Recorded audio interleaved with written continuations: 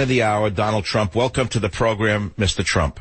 Thank you, Michael, and you have been amazing. But wouldn't you maybe be the most important man above me, perhaps? You're giving me a compliment. That's a good sign. I say walls work, and the best example, Mr. Trump, is Israel. Everybody forgets that the Palestinians were killing Jews left and right, blowing up discos, blowing up pizza parlors, and the Jews were building a wall with the West Bank, and the very same liberals who were screaming, don't build a wall with Mexico, said Israel's racist, Israel's this, Israel's that, don't build a wall. Guess what? Since that wall went up with the West Bank, I haven't seen one bombing. Right. You know what? It worked very well in Israel, and it works in other places, and it'll work great here. Now, you have to build a wall. You can't build like a little toy that they have now, where people just crawl over the fence or they get a little ladder from Home Depot and they walk over the fence. Time for a victory lap on the Savage Nation. We won. They lost. That's all. I may not be as gracious as Donald Trump was with whatever his name was, that guy from Canada. I don't remember his name. The senator from somewhere who ran against him. I may not be so as gracious as him because I'm not running for office. He is. But that was a soundbite from a little while ago on the Savage Nation. And I will remind you, I am the architect of Trump's message. It doesn't matter what my detractors want you to believe. Everyone who listens to this show recognizes the overtures and the themes. My producers wrote something up for me this morning on the Savage Nation, which I will read. It is third person. It's short. It's 3 paragraphs. You were the first major media player to openly come out and support Trump, Michael. You did it because you believe he is the man to build a wall and to stop Muslim immigration until we can figure this thing out. They were staples of your 22-year-long message of borders, language, and culture. Much of what Trump has said on the campaign trail over the past 10 months are ideas both written in your best-selling books and spoken on your radio show. Simply put, Savage, you have influenced the change America is seeing today in the political landscape. Your dissenting views and opinions have become the majority voice in America, and Donald Trump is the public face for that movement. They wrote it, not me. Savage has been a voice against Obama's America Last mentality, wanting America to come first. Donald Trump's foreign policy has been modeled with an America First mindset. Savage has been very vocal about taking the fight to ISIS and stopping the pinprick attacks that Obama has been using. Trump says he would knock them out hard. Savage is the only one saying that Russia is our natural ally in helping stop the fight against terror. Trump agreed and said we have to stop thinking of Russia the way we used to, the way old, passé Reagan heads still see the new world. Savage has talked about leveling the playing field on trade. Trump has made statements on enacting tariffs on countries like China.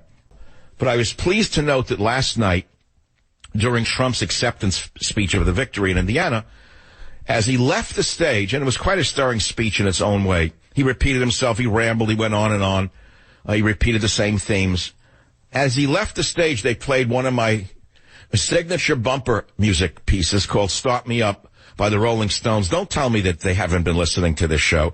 Don't tell me that they're not subliminally reaching out to my core audience, who they know, which numbers in the millions, by the way. You are the margin of whether Trump wins or loses. Do you know that? So let me conclude my introduction in the following way. This audience of millions of listeners is who Trump needs to beat Hillary. If they should triangulate you by moving to the left, you'll walk away from him and he will lose. The worst thing that the Trump campaign can do, and I hope they're listening again today. I really hope some of them are taking notes. Listen very carefully. Listen carefully.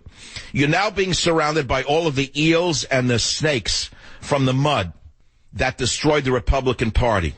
And they're going to advise your candidate to tone it down, to go to the middle, to triangulate and try to get the Sanders voters. Go ahead. Go and do that, because what you're going to do in doing that is you're going to walk away from the core audience that will be deciding will be the deciders of whether or not Donald Trump wins. And what I'm saying to you is there's a revolution going on in America. You are the revolution. The Savage Nation is the revolution that just happened in this country. Attention China. Attention Mexico. Attention Japan. Attention Europe. We are the reason Donald Trump just won the primary. Nobody else. So pay close attention to this show going forward, and you're liable to hear the real voices of America as opposed to the fakers on television like Wolf Blitzer and the others whose names I don't remember. They are not America. They are not the white men who voted for Trump. It's not Jake Tapper who voted for Donald Trump. It's the out-of-work factory worker in Indiana who voted for Donald Trump. The poor guy who was disenfranchised from his own nation by the imposter in the White House. And I cannot understand how these people don't get it yet. They keep talking about the Trump this and the Trump that, and they don't dare say one bad word about the imposter in the White House. They don't dare say one word about what he has done and is doing to the poor white man in this country, which would explain in great part why Donald Trump just triumphed. They won't connect the dots to Obama because the minute their brain even goes there, they shut it off. They are so brainwashed with fear that they won't even make the obvious connections. They'll talk about Trump and Hillary and Bernie and this, but when have you seen any connection to Obama's policies as they relate to Trump's triumph? I've seen it nowhere. Nowhere. There's no connection. Am I right, Robert? You haven't seen it. No one has said it's Obama's policies that led to Trump's triumph. Nobody has said that, but I just did. And make a note of it. Because he is the reason Trump just won, and Obama is the reason that Trump will beat Hillary. Mark it down. Make a note of it.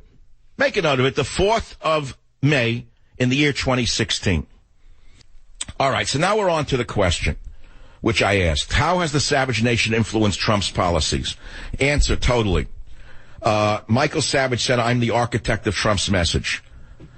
Make America Great Again means borders, language, and culture. This was published on the 24th of February, 2016. It was written by Bob Unruh, a great writer for WorldNet Daily, and it's worth reading. I put it back up on my website because I said, boy, this was pretty good. Talk radio icon Savage says GOP presidential frontrunner Donald Trump is winning because he's pushing the ideas that Savage himself has been bringing to the American public for years already. In a monologue on Wednesday, Savage, heard by millions of listeners and syndicated in more than 250 markets, said, the Savage Nation has now risen to national prominence through the victories of Donald Trump. And that's 100% true. In other words, for years, there were people who were very uncomfortable with my message, both in radio, in the publishing world, and then I saw something happen. They suddenly were saying, you know what, everything this guy has been saying, whether I agree with it or not, has now suddenly become popular in America. Maybe we better pay a little closer attention to him.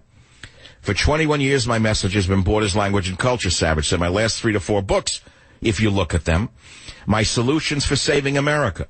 Many of these bullet points or talking points that you find in Government Zero, my latest New York Times bestseller, have been and are being used by the Trump campaign to the credit of Donald Trump and, of course, to the benefit of the United States of America. And I'm going to take credit, not for getting out the vote. I certainly wouldn't take credit for that, but for being the architect of Trump's messaging. My friends, when I come back, I have some real treats for you, including the original 2011 interview with Donald Trump. It's a collector's item coming up only on this show, The Savage Nation. No one else has it. No one else can play it because no one else would have him on their radio show in 2011. He was considered a non-entity and a joke, but not to me and not to you. I introduced him to the mainstream of America. The original 2011 interview with Donald Trump, a collector's item right here. Let's do this quickly on the program. Time is limited. Here is the first interview on the Savage Nation with Donald Trump from January 2011. See if any of these themes are still striking a chord with you.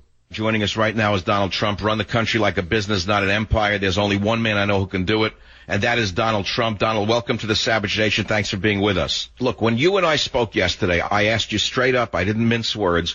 I said to you, where do you stand on tariffs with regard to Chinese goods? And you didn't blink. You didn't mince words. Tell the audience what you think should be done. Well, look, nobody is hurting outside of OPEC this country more than China. What China is doing to this country is absolutely a sin, and it shouldn't be allowed, and somebody has to speak to them. Somebody called me last week. The head of China is coming next week to see the president. And they said, what message would you have that the president should give? I said, the president should cancel the meeting and immediately cancel the meeting until such time as they stop manipulating their currency, et cetera, because when they manipulate their currency, our companies cannot compete with theirs. They cannot compete. Beyond labor, beyond other things, they can't compete. And I will tell you, as a big buyer of products, a huge buyer of products, glass and lots of other things, the Chinese are very, I say, do we make anything in this country anymore? It's being made in China and other countries, but China is the big culprit. And the advantage they have is a manipulation through a manipulation of their currency. So what I say to you, very simply, is that I would absolutely tax all products coming in from China. Then you'll say to me, oh, but don't they loan us a lot of money by buying our bonds? And I would respond by saying, if you tax their products, those bonds will be paid off very, very rapidly. Well, you and I had one point that we disagreed on, where you said you cannot buy anything made in America anymore. And I said, Mr. Trump, you're wrong about that. You can buy a congressman. Well, that's very true. It's sadly true. So in addition to saying you're fired, you now want to say you're elected, huh? Michael, I don't believe 5 or 6 years, because why are jobs coming back to this country if everything's being made in China, Mexico, lots of other places? You know what happened in Iowa? It's very sad. Newton, Iowa, Maytag, because of our brilliant system, Maytag moved their manufacturing and virtually everything out of Iowa, Newton, and into Mexico. Yeah. All the jobs. Well, that's because of NAFTA and the WTO. Now, we on the conservative side in the media were opposed to that in the 90s. We opposed NAFTA. We opposed WTO. We were called crazy at the time. Would you repeal any of these international agreements if you were president, Mr. Trump? Well, NAFTA's been a total disaster. It's just been unbelievable how horrible it's been. You go up and look at New England, all you see is empty factories that are just decaying buildings. Yes. And those people moved out, and they moved over to Mexico and other places. And you take a look at what's happening. The truth is the United States is a whipping post for the rest of the world. And the reason is because our people aren't smart enough or tough enough to do something about it. One of my callers, Rich in Pittsburgh, is calling, and he's saying in China they tariff our products. Is that true? Totally true. I can tell you about a steel company, which I'm to mention, but I can tell you about a steel company, and I'm talking about a big one, where they're not allowed to go into China and sell steel. Look, General Electric recently, where General Electric was forced to give up all their technology and all their secrets in order to do business in China.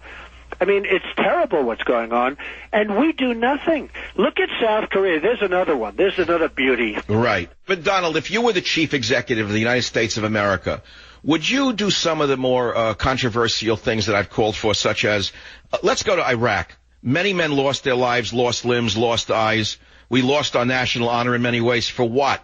They're sitting on a sea of oil. They've never given us a free barrel of oil. George Bush said that they would pay us back through oil. We never got one free barrel. Don't you think, for example, Iraq owes us a few 100 million barrels of oil in exchange for how many billions we spent there? Iraq has $15 trillion of oil sitting under its land. People don't realize after Saudi Arabia, they're the second nation for oil. Right. Now, we've spent $1.5 trillion, okay? Yes. They should pay us back. They should pay us back. Now, I don't know if that's necessarily the greatest example, only because, you know, it's not like Iraq is, I don't know, a lot of people would say, did we really do them a favor? If you go over there, it's a total mess. Which, by the way, Iran will take over as soon as we leave. What we've done in Iraq is unbelievable. You know, yes. They've been fighting for hundreds of years, back and forth. Absolutely. Equals. Now we've denuded Iraq, so that as soon as we leave, Iran will go in and take over that oil, which is very interesting. Well, look, when that war broke out, I said that this could be the greatest military blunder in American history. I hope Bush is right and not wrong, because if he's wrong, all that's going to happen is the Shia-dominated Iran is going to dominate Iraq, which was run by the Sunnis under Saddam, who was a balancing power to the Shia power within his own country in Iran. It was a complete mess. But let's look at Afghanistan. If you were president, would you pull the boys out of Afghanistan? Get out as soon as I could. Now, you have to understand, Michael, I'm a very, very hawkish person. I believe in really strong military, stronger than what we have right now. Right. I believe in all of that. So do I. What we are over there is policemen. Yes. What we are over there is policemen. You know, we didn't lose a war. If we pulled out, we won the war, but we're policemen over there. We're not meant to be policemen. You know, in my book, Trickle Up Poverty, Mr. Trump, I end it by saying run America like a business, not an empire. And I went on the air and I said I finally have found a businessman who I think could run this country not only like a business, but as a business, because it is a business. Every nation fundamentally is a business, but you can't run a business at a loss, let us say, forever, can you? Well, I'd also say a business with compassion, because there are certain times where government really can help people, and that's a great thing. Run the country like a business, not an empire. We need a really successful, tough-minded man like Donald Trump, in my opinion. I would definitely back you if you ran, and I haven't backed anyone because I see nobody who can beat Obama out there on the Republican side. That's a terrible, terrible thing to say when you consider Obama is such a terrible president that the Republicans are going to do it all over again, Mr. Trump. And that's what I say. We really need you out there. Michael, healthcare is destroying many, many companies. I know for a fact. I have friends that are literally closing up their companies. They're not going to be able to afford healthcare. Well, we have a lot more to cover, and I know that this is not the last time Donald Trump will be on the Savage Nation. At least I hope not. And we're giving you an open door to the most important independent nation in the country, which is the Savage Nation. I sincerely mean it. This is not for ratings, Mr. Trump. This is to save the country that I love ever since I've been a Boy Scout in Queens, New York. And I hope you're the guy who's going to do it, and you're the guy who's going to save this country. Well, thank you very much, Michael. You have a great show, and I really do. I can't say 100%, but I agree with so much of what you say. If you agreed with me 100%, I'd really worry about you. Donald Trump on the Savage Nation. Savage. That was from 2011. I want you to think about that interview. Think about it very carefully. Think about this. This was before the last election that put Obama back in power. It was the Obama versus Romney. Remember, I was already reaching out to Donald Trump. He was already thinking about running for office. This is this is a piece of media history that you just heard. It's a very important fulcrum for Donald Trump's current ascension to the throne of the Republican nomination and possibly to the presidency itself. And he understood very well what this audience represented. That's why he came on the show. He didn't waste his time. You know how valuable this man's time is today? Well, guess what? It wasn't as valuable then, but it was already quite valuable. He could have spent that time that he spent with you, the audience, making money. And why did he come on the show when he wasn't even a politician? Because in his mind, he knew he was going to run one day, and he also knew that this was the audience he needed in order to make it to where he is today. And I'll conclude this little walk down memory lane by saying once again to the Trump advisors, I know some of them must listen to the show, and I respect the fact that you do. Listen very carefully. I will say it again. Please, put down your fork. Write this down. We know that Donald Trump has won. We know that he has taken on new advisors of the old school, the type that destroyed the Republican Party in the past. They're now inside the corridors of the Trump machine. They're now whispering in his ear. All the wise men who attacked him yesterday are now advising him today. All the wise men who spit on the Savage Nation are now sitting in that room with Donald Trump. All the wise men who said that we're nothing, that they don't need us, dismiss us, are sitting in that room. Here's my advice. Don't listen to them. Go with your instincts. Do not move to the left. Stop appeasing the left. Don't worry so much about the demographics that you seem to think you need to get elected. What you need to get elected is the demographics that put you into the primary seat that you are in right now. If you alienate the white guy, I'm going to make it very easy. The white guy who's been disenfranchised by the entire establishment is the reason you are now the nominee, Mr. Trump. And if you forget that, they're going to forget you. Back in a minute. Join the Savage Nation. Call now. 855-400-SAVAGE.